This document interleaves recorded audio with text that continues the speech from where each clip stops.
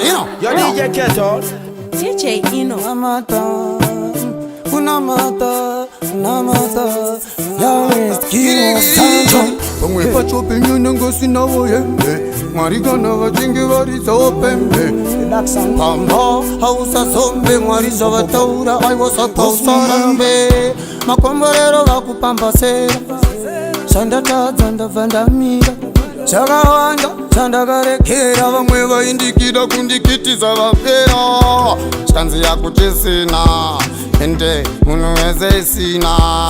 Tovaita kundirova pena kundirwadza kundibvisa ngegena. Asi nhasi ndati munondimakire muri kuvila sei maiti chese chandadya.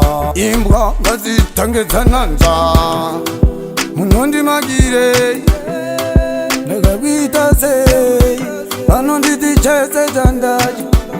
Imbwa ngadzitange dzananza vanonditi ni chese chandadya. Imbwa ngadzitange dzambonanza iwo mundege inini ndi munenza. Asine mangoma ndinonza tunzawo voisi usheka vachidedzera ise vevazhinji yadzina makusha chiona ndivapedzere. Ndinasi uno Mwari vanoona vari kure. Handive ndaenda kumasure handingazibhige kana kuti pana Mwari ndipe. Satani yaive ngirozi yakaoma waimba waisafa wasosoma. Akabuka Mwari nekuda ukoma tai Mwari ndisazoenda kuboma.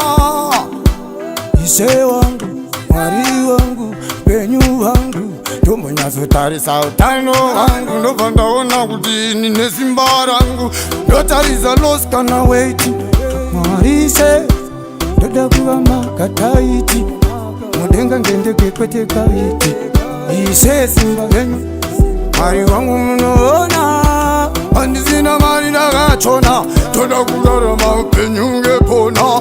Itai Mwari ndisave ndakadona. Fungira mumoyo rendwerembwa komborera zvandichasenza. Ende godo rourayange chirwere chekenza ukarwadziwa.